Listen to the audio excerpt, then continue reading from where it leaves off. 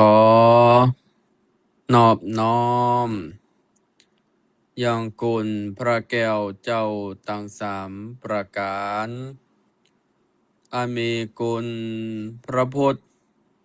คุณพระธรรมคุณพระสงฆ์อันเป็นติกับไว้สักการะปูจาพุทธปูจามหาเตจวันโตธรรมปูจามหาปัญโยสังฆปูจามหาโปคะวะโห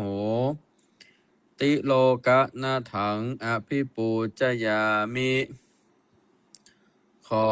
กราบถวายความเคารพในเมตตาปารมีธรรมของครูบาอาจารย์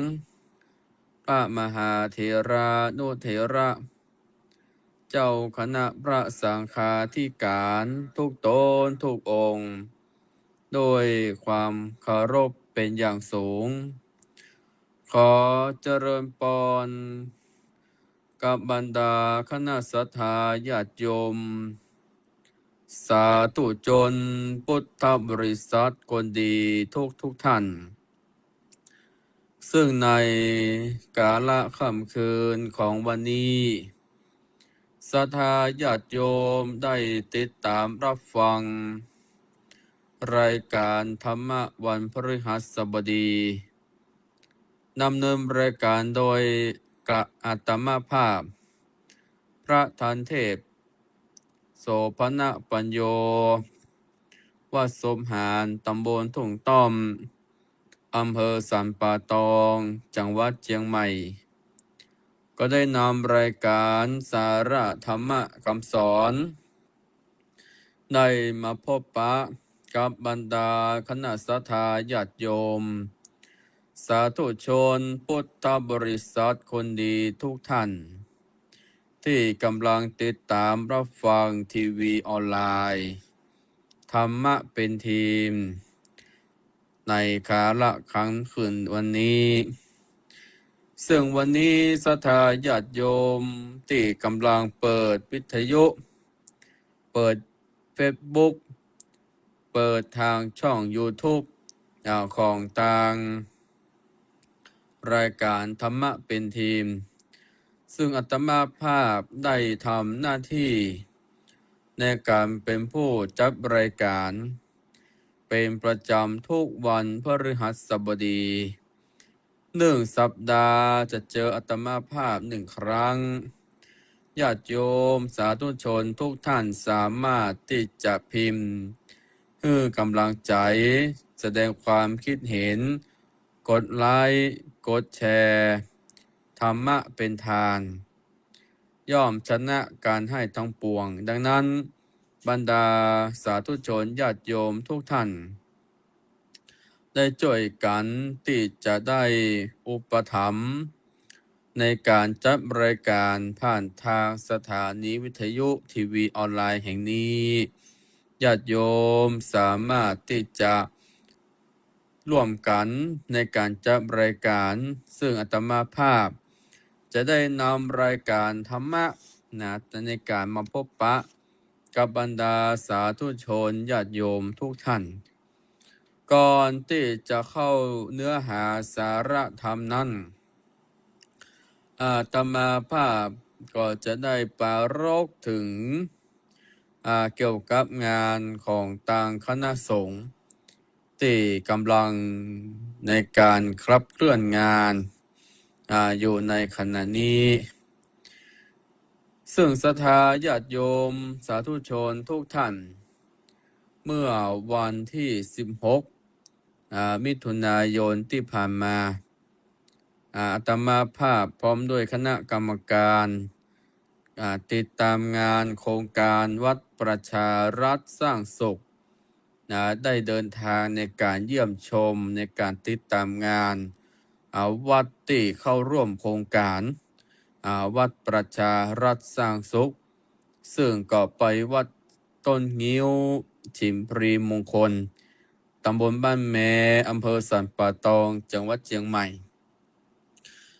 ซึ่งวัดชิมพรีมงคลต้นงิ้วนั้นญาติโยมเป็นวัดน้อยๆนะที่อยู่กลางโต่งกลางนาอยู่ในป่าสวนลำไยอยู่ระหว่างเขตติดต่อระหว่างอำเภอแม่วางกับอำเภอสันป่าตองซึ่งก็เป็นวัดน้อยๆวัดหนึ่ง และก็เป็นชุมชนที่มีความเงียบสงบ แล้วก็เป็นวัดที่มีความร่มรื่น แล้วก็สวยงาม โดยในการพัฒนาวัดประชารัฐสร้างสุขของวัดชิมพลีมงคลต้นงิ้วนั้นเพิ่นบอกว่าเป็นสถานที่ร่มรื่น แล้วก็ได้มีผลิตภัณฑ์สินค้าในชุมชน โดยได้มีการจัดนิทรรศการ โดยเฉพาะแล้วผลิตภัณฑ์ชุมชนของบ้านต้นงิ้วตำบลบ้านแม่สัมปะตองเปิ้นจะดาวในเรื่องของน้ำพริกข่ากำเห็ดหนึ่งแล้วก็จะดังเรื่องของการทำถั่วเน่า นี่เป็นอาหารพื้นบ้านของคนล้านนาเฮาแต่ว่าญาติโยมมีสินค้าหลายๆอย่างตัวกันที่เอานำมาโชว์แล้วก็ได้นำมาแสดงแล้วก็เป็นการเปิ้นท้องว่าสร้างรายได้ให้กับชุมชนโดยเฉพาะแล้วศรัทธาญาติโยมสาธุชนต่างๆหลายเปิ้นท้องว่าเป็นบ้านน้อยๆวัดน้อยๆแต่ว่าก็มีความร่วมไม้ร่วมมือร่วมแรงร่วมใจในการขับเคลื่อนงาน โดยมีวัดเป็นศูนย์กลางในการที่เผยแพร่และเป็นศูนย์รวมจิตใจของประชาชนในพื้นที่ โดยเฉพาะญาติโยมมาวัดมีความสุขในเมื่อก้าวย่างเดินเข้าวัดมาแล้วม่วนงานสรรเล้าวัดก็มีความสุขแล้วก็ญาติโยมก็มีความสุข ดังนั้นอยากจะช่วยนึกศรัทธาญาติโยมสาธุชนทุกท่านได้ช่วยกันให้กำลังใจต่อพระเจ้าพระสงฆ์องค์สามเณรในการที่จะทำงานในการที่จะครับเคลื่อนงานของคณะสงฆ์และงานพระพุทธศาสนาไปหน้า เพราะว่างานเหล่านี้จะเป็นงานที่จะช่วยกันฟื้นฟูเป็นงานที่จะช่วยกันปกป้องและก็ทำนุบำรุงพระพุทธศาสนา ซึ่งพระสงฆ์สามเณรเฮานั้นจะเป็นผู้ในการทำงานช่วยเหลือไม่ว่าจะเป็นด้านงานปกครองงานด้านการเผยแพร่งานด้านสาธารณสงเคราะห์สาธารณูปการแบบนี้เป็นต้น ดังนั้นแล้วญาติโยมสามารถที่จะให้กำลังใจขอญาติโยมทุกท่านได้ให้กำลังจิตกำลังใจแด่พระเจ้าพระสงฆ์องค์สามเณรที่ได้ทำงานเพื่อการพระพุทธศาสนาได้ช่วยเหลืองานพระศาสนานั้นให้มั่นคงยิ่งขึ้นไป สิ่งเหล่านี้ก็สามารถที่จะทำให้วัดวาอารามประชาชนราชการทำงานร่วมกันอย่างมีความสุขขึ้นมา การทำงานนั้นปัจจัยว่าจะให้เจ้าวาดพระเนรในวัดทำงานรูปเดียวญาติโยมก็เป็นผู้ในการอุปถัมภ์ที่จะช่วยงานวัดงานวาให้เกิดความประสบถึงความสำเร็จได้ อันนี้ก็ขอเจริญพรญาติโยมสาธุชนญาติโยมทุกท่านได้ให้กำลังจิตกำลังใจในการที่จะทำงานของคณะสงฆ์ในยุคปัจจุบันนี้ เพราะว่าเราของพระภิกษุสงฆ์นั้นเป็นผู้ที่จะได้ให้กำลังจิตกำลังใจในการที่จะทำงานศรัทธาญาติโยมสาธุชนท่านทั้งหลายในค่ำคืนนี้อาตมาภาพจะได้นำมรดกธรรมพื้นเมืองเหนือ ซึ่งเป็นธรรมคำสอนเทศนาให้แก่บรรดาศรัทธาญาติโยมสาธุชนทุกท่าน เหมือนดังพุทธสุภาษิตที่กล่าวไว้ว่า สัพพะทะนังธรรมทานังชินนาติ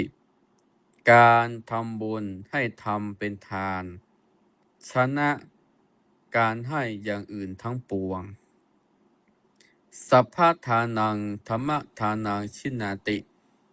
การทำบุญให้ธรรมะเป็นทาน ชนะการให้อย่างอื่นทั้งปวง ญาติโย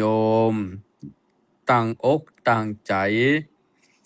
ในการที่จะรับฟังยังมรดกธรรมพื้นเมืองเหนือ ซึ่งวันนี้เป็นธรรมเรื่องอันยังเนตมาภาพจะสรุปท้ายย่อปอเข้าใจความ ต่อไปนี้คือญาติโยมตั้งใจในการทับฟังธรรมะในค่ำคืนนี้เป็นลำดับโอกาสสืบไป นะโมตัสสะภะคะวะโตอะระหะโตสัมมาสัมพุทธัสสะนะมาเสกะโลพุทโธอันว่าพระพุทธเจ้าตนประเสริฐกว่าโลกทั้งสามเตสิตังก็เตสนาปัญจเตวตุตังยังเตวตุตังหาจุงทอมท่าดาฟังเป็นสัจจังแน่แจ้งกุดแห่งทรงสารทุกคืนวานการกินอยู่ตุกูโปยิ่งใจ อย่าอยู่ดอมได้ปางเป่าเกินเหล่าลืมตัวตนอย่างเนื้อปีโหนเท่าแก่ใจว่าหนุ่มแต่ตาหากคุณมัว ผมอยู่ยังหัวเขางอกเขียวหล่อนออกไปลายเนื้อนางกายโหดหูตัวนาโก้ยิงใจ กวนได้คงควายจำสินกินตาเมตตาภาวนาไปใจอย่าได้อยู่ดอมได้ลำเปิงเถิงตั้งตายภัยบอกกฎหมายหูใด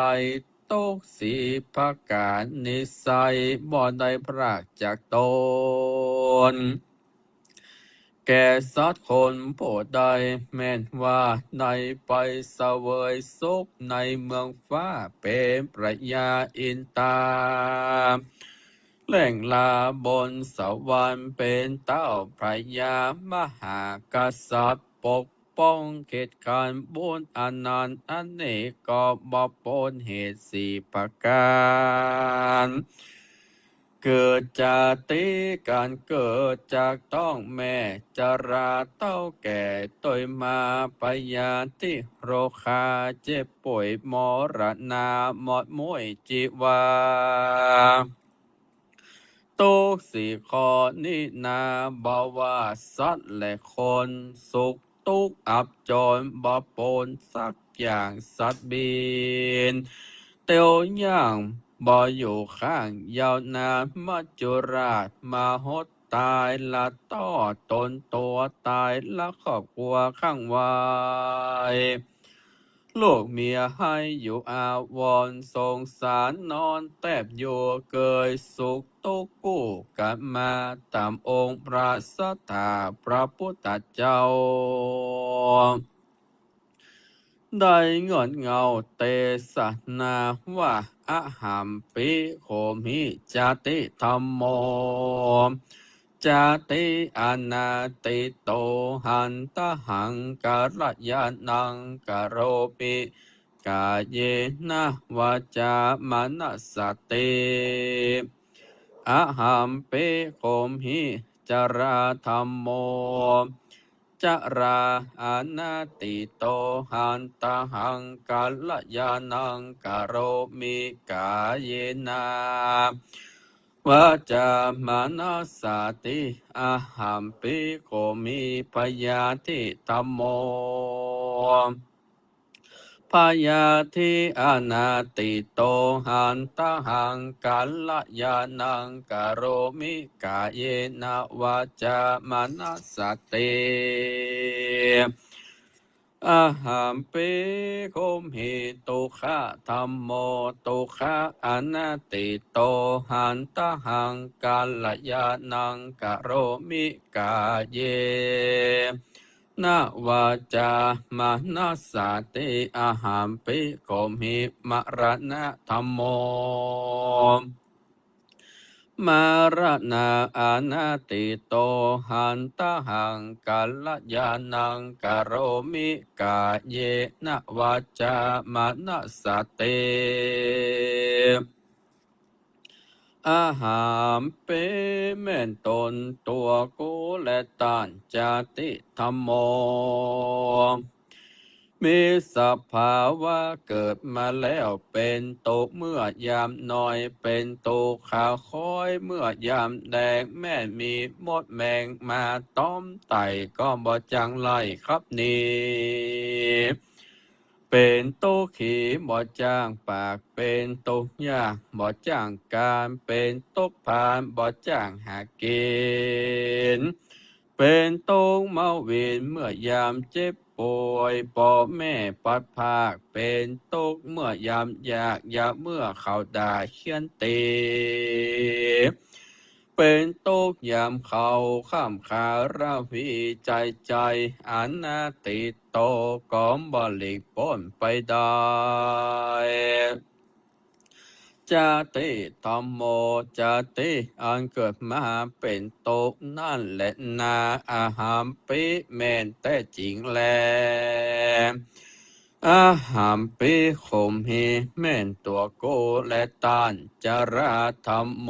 มีสภาวะอันเต้าแก่จราหน้าเหี่ยวหนังยานหยาบหน้าตามืดฟางบดมืดลมการจืดหลังสันหลังลมก็จืดสันหลังเนื้อหนังมังสังหดหูปากจากอูฟู่บอดได้ฟังมือเธอยังไม่เตายังก้มเกาหลังกองโคโยเป็นตุกโคเมื่อยามเท่าลุกหนังเต้าเจใจตุกหอนให้สายแสงเป็นตกแต่งตามธรรมอนาติโตก็บ่มีภายล่วงพ้นไปได้จราธรรมโมมีสภาวะอันเกิดมาแล้วก็แก่เท่าคำจรานั่นแหละอาหามเปขมหิเป็นแน่แต่จริงแลแม่นว่าตนโกและตานพยาธิธรรมโมมีสภาวะอันเกิดเป็นพยาธิอานาบุติมี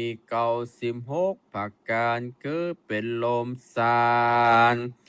ฝีมันละอาจเป็นมโหกและขี้ขากไหลโหเป็นบาโมและหมองกอเป็นตาต้อเอ็นหัวเมาเป็นลมเศร้าจักคืนปื้นฝักฟื้นไข้สันตัวตนอาภาโทมีพยาที่มีหลายหลากปองเป็นพยานให้ราวีก็บ่มีอันคำล่วงโป้นไปได้พยาที่ธรรมโมมีสภาวะอันเกิดมาเป็นพยาที่นั่นแลอาหามปิโขมหิแม่นแต่จริงแลอาหามปิแม่นว่าตนกูและตานมรณะธรรมโมมีสภาวะอันเกิดมาแล้วก็ตายสัตว์ต่างหลายมวลมากตามกรรมวิบากหากได้กระทำไว้ไปลางพ่องตายโดยโรคาพยาธิพ่องตายเปิ้นคาฟันฟันแตงพ่องแอวแสวงหากินในป่าสัตว์ไหลล่าครบตนบางพ่องเป็นกังวลบ่เหือดกลัวตายกิ้งเกียกลงวังหลังห้องถูกจองจำขังกอกไว้ นี้บ่ใดลวดตายไปก็มิแลล้างพ้องตายติยอมยาลิมตางพ้องตายอยู่ข้างสะนองจอมปวกดินดอนนอนอยู่แองแมงมีแห้งกาลงกินยะหยาบตามกรรมบาปหากได้กระทำมาอานาติโตก็บ่มีภัยลวงพ้นไปได้มรณะธรรมโมมีสัพหาวะเกิดมาแล้วก็ตายนั่นแลอาหามปิโขมิแม่นตนกูและตานตุโขธรรมโมมีสัพภาวะอันเป็นทุกข์ยิ่งทุกข์ร้อนยิ่งหลายอานตุกปอปอนหลายอย่างมีต่างๆนาการว่าตายกามวยมากหลังเตื้อเกิดเป็นสัตว์แบบกามจากโตกต่ำไตไฟนรกไม่อยู่เมื่อนนานปองตกผ่านเป็นเพศเพราะเจตหายเมื่อดับขันตกมาตายเมื่อเสียงคิดจิตและเจตนำเฮอเกิดไปเป็นเพศเป็นผีตกอเวจีตกยากตกอเวจีตกยากเพราะกรรมวิบากแต่งโดยตามบางพ้องบุญกรรมงามนา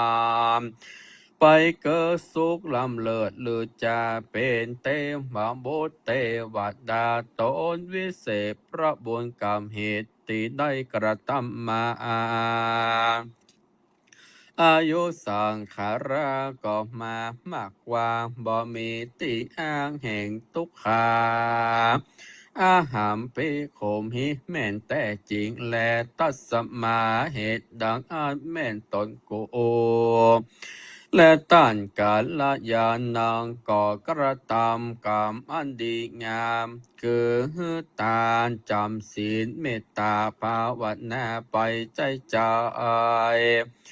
กายเยนะด้วยกายวาจาญะด้วยปากมนัสสาด้วยใจกาญาติกาตายไปก็บอกควรห้องให้หาบอกควรเจตนาตุโนให้ต่างตายบอกควรเสียดายขับเนาบอกควรโศกเศร้าโดยมาจุราชบำไวห้องให้หาผิดตายบอกเป็นบุญสักการเต้าจักเป็นบาปแก่ผู้ห้องให้หาเพราะเหตุนั้นนาเฮาได้ร่ำงไปมาใจเต็มว่าเฮาห้องให้มันก็บ่ขึ้นมามนุษย์โลกาฝูงโคในรัฐาโลกกว้างบางพ้องเกิดจะต้องแม่ได้วันเดียวบ่ตานได้เตียวเอียวแยงก็มาเกิดมาโซเซตมากลางด่างมาจุราชเอาไปบางพ้องกำลางเจริญวัยได้2 ขวบมาจุราชก็มาจวบเอาไปบ่จากเงี้ยจันใดลบหลีกบ่จางจากเต็มผีเสียมันหลังพ้องอายุใด5-6 ปีควบเขายังบ่ตานเท่าแก่หัวขาวหลังพ้องไตเป็นสาวเป็นบ่าวหมอกด่านดาวดีงามมาจุราชตามครับกว่าเตียงจังได้ไปสู่ป่าจ้าดอยดงหลังพ่องเป็นสรมตุเจ้าเฝ้าในอาวาสก็บ่พ้นขาดตั้งตาอายเต็มว่ามีเข้าของหลายเงินคำเครื่องงามตั้งจ้างเครื่องม้าหมูงัวควายก็มายกยืนยอดถวายมาอย่างมาจุราจะทำตัวกาว่าขอแลกเอาชีวิตตัวข้าไว้แถมสักวันมันก็บาหารแต่เงินคำและเครื่องยองฝูงคนในโลกห้องพร้อมหมู่ยิ่งใจเตี้ยงจักได้ตายเหมือนกันเป็นแน่บ่ได้เว้นแวสักโกน ถึงว่าเป็นเจ้าแก่รีบปนไพร่ฟ้ามีต่างจากม้าหมูเนื่องนอกมีรบทนทองแก้วแก่นห่อเหินแล่นเดินต่างมีปริวารทรงเสพเป็นเจ้าประเทศหัวเมืองบ่ได้ย่างเตียวเดินเพียงสักเตื้อมัจจุราชมันก็บ่เอื้อเฟื้อแรงหานตายเหมือนกันจุภูมิบอกว่าต้องสู้มาเงี้ยวกูกลัวคน101ภาษานาโลกห้องได้ตุกโศกต้องเหมือนกันจุคนกายะกาตาแม่นตนกูก็จักตายบอดจาจากได้ไหวนาสุมาจุราจะถามเต้าเล่าเป็นกรรมฐานภาวนาไปใจได้โปรดจากในห้องไข่สงสารเพราะพระผู้บานสอนสร้างเหมือนดังน้ำไหลหลังเล่นคำเตวัดตุดต่างป่าปาการจำเจือไว้ได้จำเริญไว้จุเคินวันอย่ารับอยู่บอดได้ป้างเป่าหมันเกิดเล่าสอนใจต่างตีไปต้านสอนบอกแจงนอกและในใจเมื่อชีวิตเป็นไปและยังอยู่สอนตนสอนใจคู่กับตัว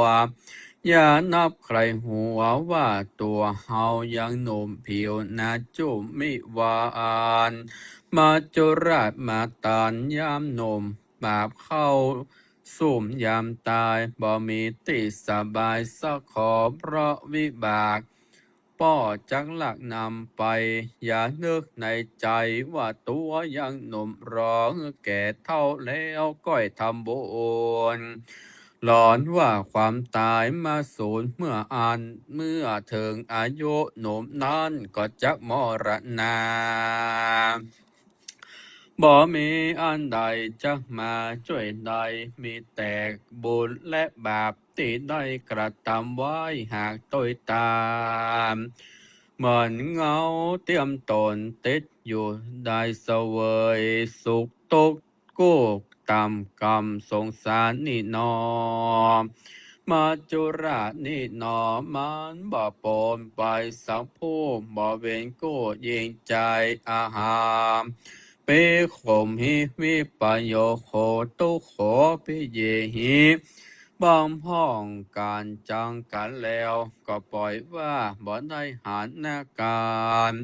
จ้างพระการไปไหนก็บ่ได้จำเป็นได้อยู่ร่วมกันก่อนเพราะเหตุแห่งกรรมเวรเป็นตุเข็นบ่ใจน้อยเป็นตุขาคอยแห่งเวลาเป็นเยหิสัมปโยโคตุโขตุเพราะหักกันแล้วปล่อยบ่ได้ใกล้กันได้อยู่ใกล้กันต่างแดนเขียนห้องไกลประเทศต้องตั้งเตวข้ามดงเขียวป่าคาป่าให้ข้ามป่าไม่ใหญ่โหนไกลแสนตีอะไรก็บ่ได้ไปเถิงมีแต่ใจเกิดเติงหากันเต้าอ่านการเจ็บเป็นตายป่วยนานก็บ่ได้ไปดูฝูงสุดจันนางล้างพ้องแองกระตำบนก็บ่ได้กระตำแต่มัจจุราชมาข่มแพ้ขานตายบนก็หลวดสูญหายเหมือนลมปากตายแล้วหากกินแนงบาปกรรมแฝงติดต่อตกนรกก่อเวรกรรมเป็นทุกขังหนีบ่ได้ห้องห้ามให้ตุขเวทนาสพเปจะนาป้าหูจะนาจงปากันฟังเฮอดีเฮอหูตีนักเบาอย่าว่าอย่านึกว่าตัวเฮายังหนุ่มตามัวจุ่มตึงวันอายุขันทางแก่เท่า เป็นเดือนพัดแผ่ตึงหวานไหลตอยตานเท่าแก่บ่เว้นแวดสักคนฟุงผู้ทุจนทุกหมู่ทุกผู้กู้ยิ่งใจกวนคงควายได้เมตตาได้เฮือตาได้รักษาศีลเมตตาภาวนาไปใจบ่อย่าได้ขาดอย่าได้ประมาทตั้งบุญกรรมมั่นกระทำไปเตือนเล็กเตือนน้อยจิตจ่อห้อยต่างบนเตว่า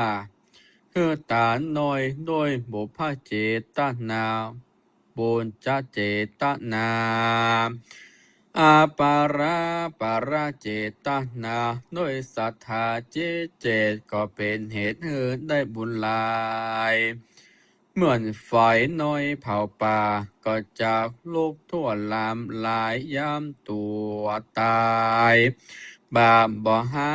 ยตัวตามเหมือนโคตรขี้ขวยแม่ป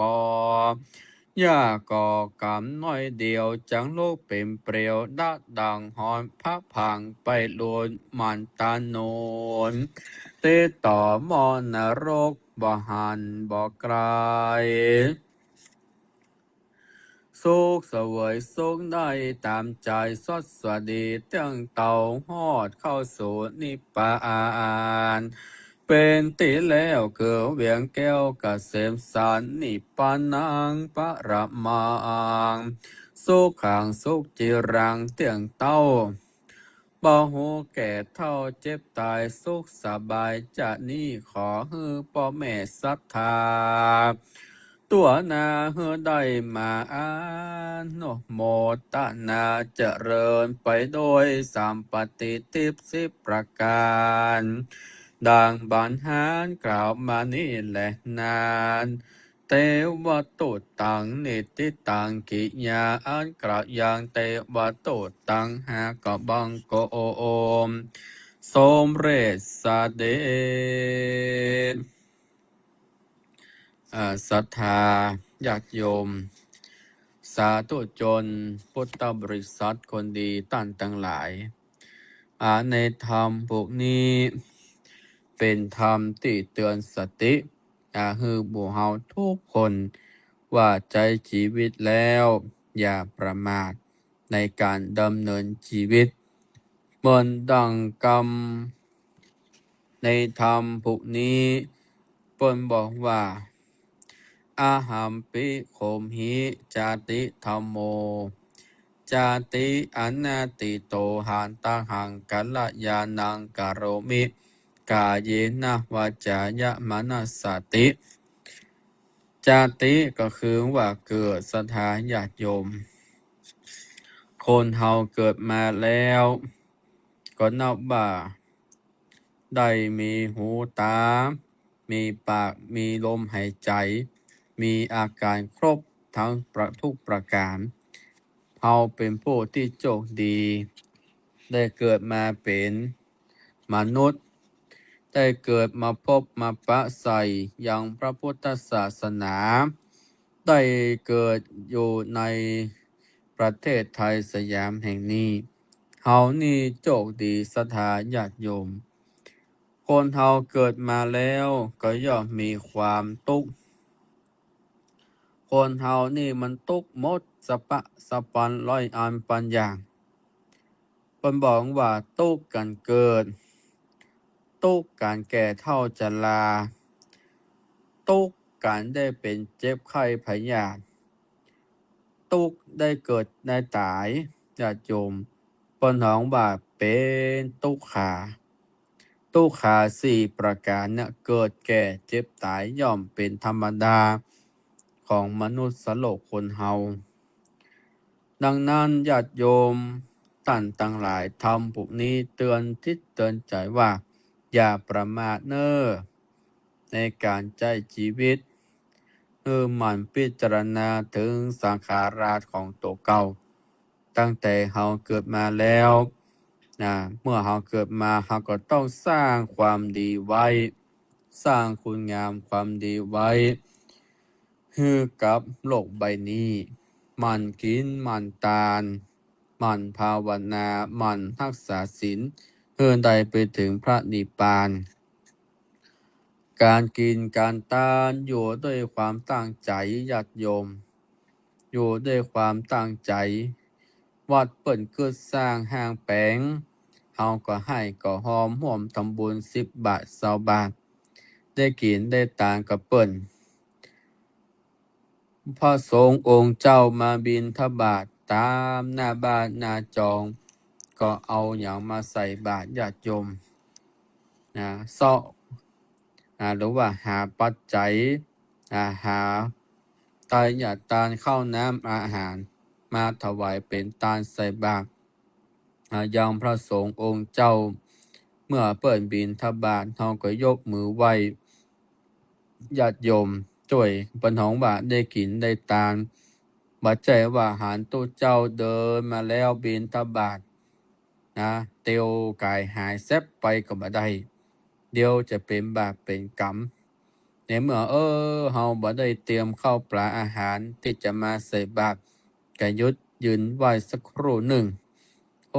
สาธุอนุโมทนาวันนี้บ่ได้ใส่บาตรขออนุโมทนาบุญโดยญาติโยมเปิ้นฮ้องว่าอยู่ที่ความตั้งใจ แถมประการหนึ่งเปิ้นบอกว่าฮือสักมันรักษาศีลไปใจ โลกใบนี้จะงามก็ด้วยการประพฤติการสร้างคุณงามความดีคนเฮาตรงวันนี้ญาติโยมจะไปริษยากันนักเกินไป จะไปอาฆาตพยาบาทปองร้ายกระทำเวรแก่คนใดบ่อิจฉาตาร้อนโปร่งวางญาติโยมชีวิตจะดีขึ้นผมบอกว่าอยู่โลกใบนี้อยู่ให้ได้เย็นให้ได้โปร่งให้ได้บ่ต้องคิดหนักญาติโยมโปร่งไปเถอะบ่ใจเรื่องของเฮาบ่ใจเป็นของเฮาสักอย่างบ่ต้องคิดแต้มเปิ้นโปร่งไว้ญาติโยมจิตใจจะได้สบายทานเปิ้นเฮาก็ดักไว้บ่ต้องไปติไปว่าเปิ้นคนติคนว่าเนี่ยญาติโยมมันเป็นทุกข์อยู่ที่ไหนก็มีความทุกข์คนใดมีความอาฆาตพยาบาทมีความอิจฉาริษยาตาร้อนหารเปิ้นได้ดีก็ขอยเปิ้นอันนี้เปิ้นของว่าบ่โปร่งบ่วางก็จะทำให้คนเฮามีความทุกข์ถ้าคนใดบ่โปร่งบ่วางนี่มันทุกข์ญาติโยมมันทุกข์ในอกในใจเฮาโปร่งไปละปล่อยไปเถอะใครจะทำอันหยังก็ปล่อยมันทำไปบ่ต้องไปคิดไปหยังปล่อยเขาทำไปญาติโยมดีบ่ดีก็อยู่ที่การกระทำการอยู่ที่ตัวเฮาเนี่ยเฮาได้ทำดีละก็คือว่าดีทุกอย่างก็ถือว่าดีหมดญาติโยมทำในสิ่งที่มันที่ดีที่งามถ้าเฮาบ่อยากทุกข์เฮาก็ต้องปลงปล่อยวางบ่ใช่ว่าเก็บเอามาบ่โปร่งบ่วางเฮามีความที่ประพฤติผิดในศีลในธรรมเปิ้นฮ้องว่าจะทำให้ตนตัวเฮานั้นมีความทุกข์ญาติโยมคนใดเปิ้นโปร่งเปิ้นวางปล่อยวางแล้วบ่มีความอิจฉาริษยาบ่มีอาฆาตพยาบาทมาดร้ายผิวพรรณหน้าตาเปิ้นดูงดงามเปล่งปลั่งเหมือนดังเทพบุตรเทวดาหน้าตาเหมือนเปิดเป็นคนที่มีจิตใจเอื้ออารีมีน้ำจิตมีน้ำใจมีมิตรไมตรีต่อกันยิ้มแย้มแจ่มใสหันเปิ้นได้ดีก็อนุโมทนาอยู่ในพรหมวิหารทั้งสี่ก็คือว่ามุทิตาเหล่านี้ก็คือว่าควรที่แสดงความยินดีกับผู้อื่นดังนั้นถ้าเปิ้นเฮาทำได้ญาติโยมมันม่วนมันมีความทุกข์ละมันโล่งมันเย็นมันโปร่งมันว่างสบายญาติโยมไปต้องไปกึดนักบ่ต้องไปว่าฮือเปิ้นเฮาเปิ้นฮ้องว่าอันเนี้ยจะพ้นทุกข์พ้นทุกข์ได้เฮาพยายาม ทำตัวทำกรรมในการกระทำในสิ่งที่มันดีที่มันงามนี่คือจาติศรัทธาญาติโยมก็คือการเกิดมาต้องหมั่นฮือตาน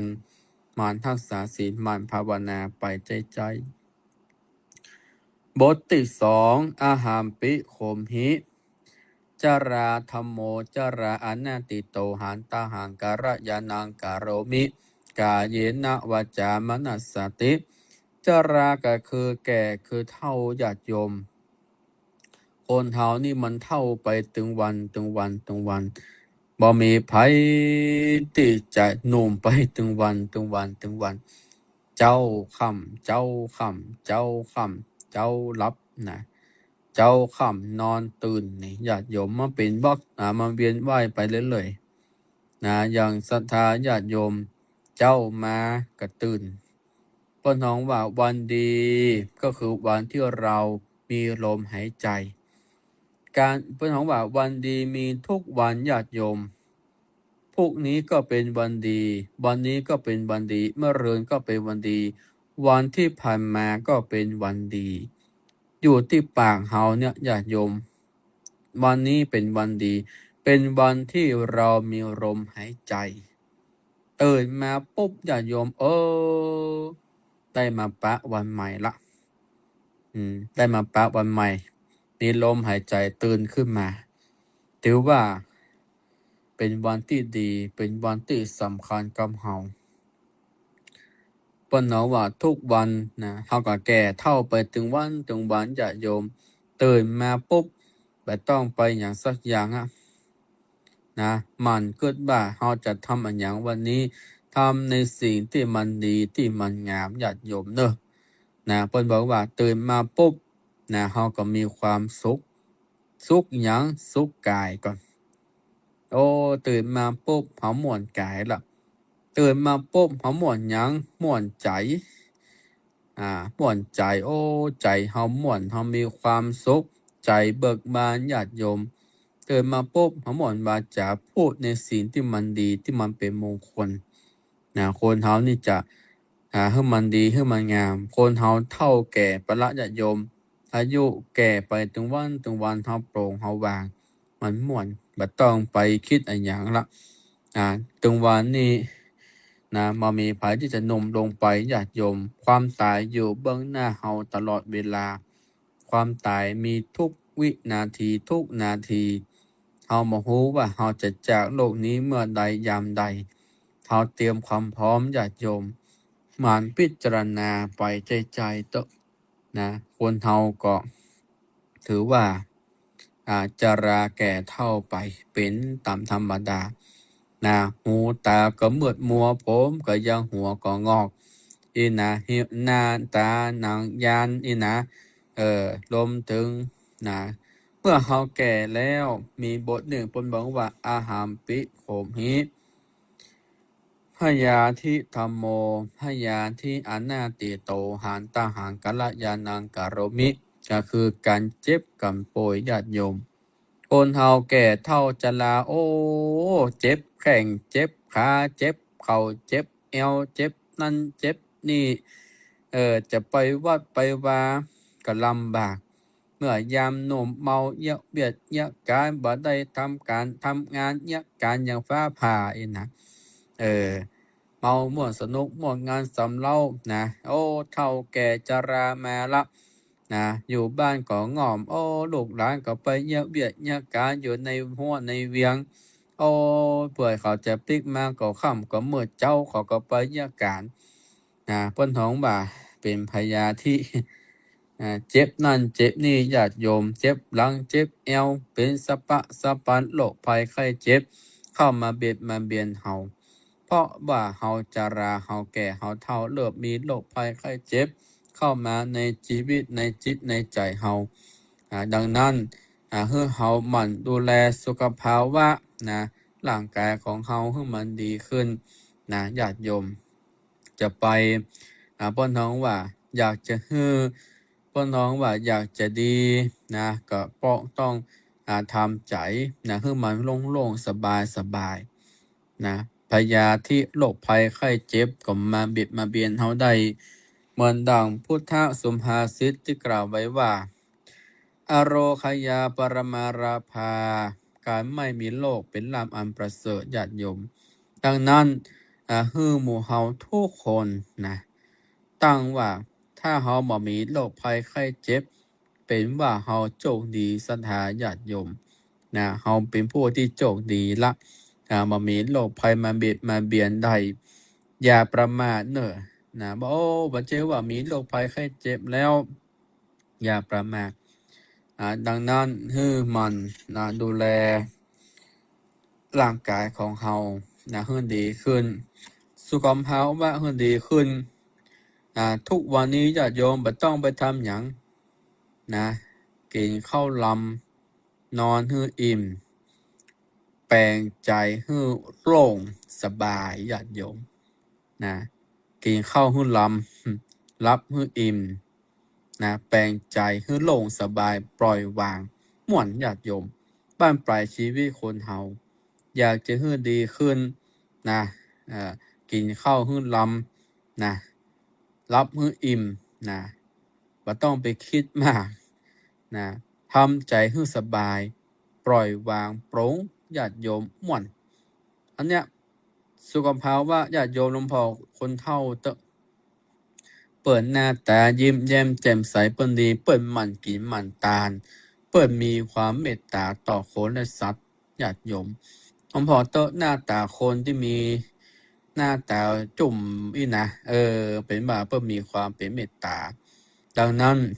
นะเปิ้นบอกว่าอย่าฮื้อโรคภัยมาฮื้อโรคภัยไข้เจ็บเบียดเบียนนะพยายามดูแลสุขภาพว่าให้ดีกินข้าวให้ลำนอนให้อิ่มแปลงใจทำใจให้โล่งเบาสบายม่วนญาติโยมบ่มีหยังละถึงวันนี้วันดีเฮามีแค่นี้ก็พอวันดีก็คือวันที่เราอยู่วันที่เรามีลมหายใจนะดังนั้นก็ฮือทำในสิ่งที่เป็นประโยชน์ต่อสังคมต่อเพื่อนมนุษย์ต่อคนในโลกใบนี้และมีน้ำจิตน้ำใจมิตรไมตรีช่วยเหลือเกื้อกูลกันไปม่วนญาติโยมบ่ต้องไปคิดอันหยังนะเรื่องของเปิ้นบ่ใช่เรื่องของเฮาบ่ต้องเก็บมาในใส่ใจในจิตในใจเฮาฮู้ใดนะเพิ่นบอกว่าทำใจให้โล่งๆสบายๆบ่ต้องไปคิดอันหยังแล้วจิตใจเฮาจะมีความสุขญาติโยมความทุกข์มันก็จะหายไปทีละเล็กทีละน้อยบทสุดท้ายอาหามปิโขมิมรณะธัมโมมรณะอนาติโตหันตาหังกัลยานังกโรมิกาเยนะวาจามนัสสติเปิ้นบอกว่าเฮาบ่พ้นก็คือความตายคนเฮานี่ตึงตายเหมือนกันทุกคนญาติโยมฮู้วันเกิดก็บ่ฮู้วันตายจะจากโลกนี้วันใดก็บ่ฮู้เพราะว่าคนเฮาเกิดมาแล้วก็ย่อมใจเวรใจกรรมสร้างคุณงามความดีสร้างบุญกุศลสร้างที่เป็นประโยชน์ต่อสังคมต่อประเทศชาติบ้านเมืองไปญาติโยมเพิ่นบอกว่าความทุกข์ทั้งหลายมันก็จะหายไปดังนั้นความตายอยู่ที่ห้าพญามัจจุราชจะเอาเฮาไปวันใดก็บ่ฮู้เมื่อคนเฮาตายจากโลกนี้ไปแล้วเฮาจะไปอยู่ที่ไหนก็บ่ฮู้จะไปอยู่สุคติกาจะไปอยู่ทุกขติกาจะไปเป็นอัญญังกาก็บ่ฮู้ดังนั้นเมื่อเกิดมาเป็นคน1สร้างความดี2สร้างบุญกุศล3หมั่นรักษาศีลกินทาน4เมตตาภาวนาไปเถอะญาติโยมสิ่งเหล่านี้จะเป็นสะพานบุญที่จะนำให้เฮาหลุดพ้นข้ามจากวัฏสงสารให้เฮามีความเจริญรุ่งเรืองไปเป็นหน้าตายไปแล้วเฮาจะได้ไปสู่ภพภูมิที่ดีดังนั้นสถานญาติโยมบางคนนี่ถ้าคนใกล้จะตายเปิดจะนิมนต์ตุเจ้ามาเทศน์ธรรมอาตมาภาพมีครั้งหนึ่งตวลงอยู่วัดก่อไผน่ะอยู่วัดกะนิมนต์ไปเทศนาธรรมฮืออันคนป่วยที่บ้านกามเพาะอย่างใหญ่ นะจะเตะทำจะได้เปิ้นหูคิงก่อเอ็นนะญาติโยมนะเปิ้นน้องบ่าตีนิมนต์ตัวเจ้าไปเตะทำเป็นการบ่าไปเป็นกรรมฐานไปเตือนสติให้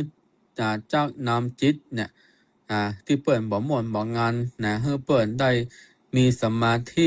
นะระลึกถึงบุญกุศลที่เปิ่นได้เกิดได้สร้างญาติโยมเมื่อเปิ่นเกิดเปิ่นสร้างเฮาเตะทำไปแล้วเอาพุทโธเนอธัมโมเนอสังโฆเนอพุทโธเมนาโถพระพุทธเจ้าเป็นที่พึ่งของเฮาธัมโมเมนาโถพระธรรมเป็นที่พึ่งของเฮาสังโฆเมนาโถพระสงฆ์เป็นที่พึ่งของเฮาที่พึ่งอื่นเฮาบ่มีแล้วนอกจากพระพุทธพระธรรมพระสงฆ์ญาติโยมสิ่งเหล่านี้ก็จะนำให้คนที่เปิ้นได้มีจิตในการที่จะเป็นสุขติในการที่เกิดความสุขได้มาให้จิตไปลงคล้องอาหาอะไรรวมถึงพันธสถานทรัพย์สิ่งเงินทองเป็นหลงติดค้างอยู่ในการบาปกรรมเวรต่างๆนานาสิ่งเหล่านี้คนท้องว่าฮื้อจิตคนเฮาฮื้อตั้งเตียงมันบางคนนี่โหละว่าตัวเก่าจะตายสั่งลาญาติโยมสั่งลาบอกกล่าวบอกลาปีลาน้องลาห้องลาบ้านลาสปะสเปดญาติโยมเพิ่นน้องว่าปรงละปล่อยวางจิตใจจะได้เฮามาได้ห่วงหาอะไรแล้วเนอะจะได้ไปตั้งหน้าบ่ได้ห่วงเข้าของบ่ได้ห่วงทรัพย์สินเงินทองอันนี้เป็นต้นญาติโยมดังนั้นคือมีสติคือความระลึกได้สัมปชัญญะก็คือความรู้ตัวสิ่งเหล่านี้สันหาญาติโยมเมื่อคนที่เปิ่นจะออกจากจิตวิญญาณไปแล้วเปิ่นจะนึกถึงบุญกุศลคุณงามความดีพยายามจักจูงมาให้ได้ญาติโยมเมื่อเปิ่นคิดในสิ่งที่มันบ่ดีบ่งามเปิ่นจะได้ไปสู่ภพภูมิที่ดีเหล่านี้เปิ่นฮ้องว่าเป็นคาถาเทวตุตังห้าว่าเทวคาถาเทวตุตังห้านี่ก็คือก่อนที่พระองค์สมเด็จพระสัมมาสัมพุทธเจ้าพระองค์ก่อนจะบวชก่อนที่พระองค์จะมาบวชเป็นพระพุทธเจ้าตรัสรู้เป็นพระพุทธเจ้าพระองค์ได้เห็นเทวตุตังห้าเนี่ยมาแถลงกายตอนเมื่อยังเป็นเจ้าชายสิทธัตถะในการที่จะออกพระนครไปเยี่ยมราษฎรเพราะว่าเปิ้นฮ้องว่าเป็นบ้านเป็นเมืองเนาะส่วนพ่อแม่เพิ่นบอกว่าโอ้คนเจ็บคนป่วยคนตายฮือเก็บไปหมดเน้อตกแต่งประดับประดาบ้านเมืองให้มันงดงามเน้อเจ้าบ้านเจ้าเมืองก็เพลวเปล่งมันใสเก็บหมดคนเจ็บคนป่วยคนตายมาฮื้อได้หูได้หันมีแต่คนหน้าตาดีๆงามๆใส่เสื้อผ้างามๆดีๆแต่เทวตุตังห้ามาแถลงกายฮือหันว่าฮือเกิดแก่เจ็บตายฮือเจ้าสายสัทธะเนี่ยได้เห็นเมื่อเห็นแล้วก็พิจารณาโอ้ถึงว่าทุกวันนี้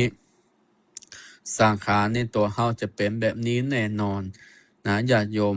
เป็นแบบนี้แน่นอนมันมีความหลุดพ้นไปได้หลังจากนั้นเมื่อพระองค์ได้หันแล้วเจ้าชายสิทธัตถะได้หันเทวตุตังห้าแล้วก็เลยพิจารณาหนีออกบวชบวชแล้วก็ในการที่จะบวชเพื่อที่ได้หลุดพ้นจากความทุกข์ญาติโยมหลังจากนั้นพระองค์ก็ได้สร้างบารมีจนได้เป็นองค์สมเด็จพระสัมมาสัมพุทธเจ้าได้หาสัจธรรมในโลกนี้ทุกสิ่งทุกอย่างไม่มีความแน่นอนไม่แน่จริงใจชีวิตด้วยความไม่ประมาทอยู่ด้วยความระมัดระวังใช้สติปัญญาในการดำเนินชีวิตอย่างถูกต้องเพิ่นฮ้องว่าอยากให้มีปัญญามันสร้างคุณงามความดีไว้ถวายตามหนังสือไปเนื้อญาติโยมสิ่งเหล่านี้ก็จะเป็นสะพานบุญที่ให้หมู่เฮาทุกผู้ทุกคนได้สร้างคุณงามความดีสร้างประโยชน์ไว้ดังนั้นอย่าประมาทในการดำเนินชีวิตทุกวันนี้ปัญหาว่าโลกของเฮามันไปตั้งหน้าเรื่อยๆมันมีการย้อนมาละญาติโยมอันดีก็คือจบไปละ ลืมไปได้นะถอยหลังไปไม่ได้อนาคตยังมาไม่ถึงเราต้องเอาปัจจุบันนี้เป็นสิ่งที่สำคัญนะอดีตที่มันจบไปสิ่งที่มาดีให้มันจบไปเหียอนาคตยังมาถึงเริ่มต้นใหม่เอาปัจจุบันนี้ให้ดีที่สุดก็เอาละญาติโยม3 อย่างนี้นะเราต้องทำใจให้มั่นคงจิตใจให้มั่นคงแน่วแน่นะอย่าประมาทในการใช้ชีวิตเนอะนะใจพิจารณาปูจาอย่างคุณพระพุทธคุณพระธรรมคุณพระสงฆ์เหมือนดังบทที่ว่าพุทธบูชามหาเตชะวันโตข้าพเจ้าขอบูชาพระพุทธขอให้ข้าพเจ้ามีฤทธิ์มีเดชมีอำนาจมีวาสนาธรรมบูชามหาปัญโยข้าพเจ้าขอบูชาพระธรรมขอให้ข้าพเจ้ามีสติมีปัญญาที่ดีในการดำเนินชีวิตให้ถูกต้องสังฆบูชามหาโภควโหข้าพเจ้าขอบูชาพระสงฆ์ขอโชคลาภขอให้ข้าพเจ้าโชคดีสุขภาพดีทุกอย่างขอให้ราบรื่นพ้นจากภัยไกลทั้งปวงนะอันนี้ญาติโยมภาวนาไปได้เลยเนอะนึกถึงคุณพระพุทธคุณพระธรรมคุณพระสงฆ์เข้าไปเอาละศรัทธาญาติโยมในค่ำคืนวันนี้อาตมาภาพได้นำสาระธรรมะพื้นเมืองเหนือนะเรื่องเตบะโตต่างห้านะได้มานำเทศนาธรรมรวมถึงได้สรุปเนื้อหาใจความแก่บรรดาศรัทธาญาติโยมในค่ำคืนวันนี้เวลาก็พอสมควรแล้วนะญาติโยมก็สามารถที่จะติดตามรับฟังรายการของกระผมอาตมาภาพได้ทุกวันพฤหัสบดีตั้งแต่เวลา2 ทุ่มจนถึงเวลา3 ทุ่ม1 ชั่วโมงรายการวันพฤหัสบดีเป็นต้นไป1 สัปดาห์เราจะเจอกัน1 ครั้งเนอะศรัทธาญาติโยมสามารถที่จะร่วมทำบุญในการกดไลค์กดแชร์ในการร่วมเป็นเจ้าภาพสนับสนุนในการจัดรายการในครั้งนี้ตามข้อความด้านล่างญาติโยมก็สามารถที่จะให้กำลังใจพิมพ์ทักทายข้อความแสดงความคิดเห็นในการจัดรายการในค่ำคืนของวันนี้ญาติโยมก็สามารถที่จะเยี่ยมเพื่อกำลังใจแด่ผู้ที่จัดรายการเป็นประจำทุกค่ำคืนอันนี้ก็ขออนุโมทนาบุญกับศรัทธาญาติโยมทุกท่านที่ได้ติดตามรับฟังรายการในค่ำคืนวันนี้ในค่ำคืนวันนี้อาตมาภาพขออำนาจแห่งคุณพระศรีรัตนตรัยสิ่งศักดิ์สิทธิ์ทั้งหลายจงปกปักรักษาคุ้มครองให้ศรัทธาญาติโยมทุกท่านมีแต่ความสุขความเจริญไปด้วยอายุวันนะสุขะภระปฏิภาณธนสารสมบัติคิดสิ่งหนึ่งสิ่งใดขอได้สมปรารถนารับเป็นสุขเตือนเป็นสุขรับก็ขอให้ได้เงินหมื่นตื่นขอให้ได้เงินแสนเงินล้านสุขกายสบายใจสุขภาพดีจิตใจเบิกบานเหมือนการจุผู้จุคนจุตนจุองค์ขอเจริญปอน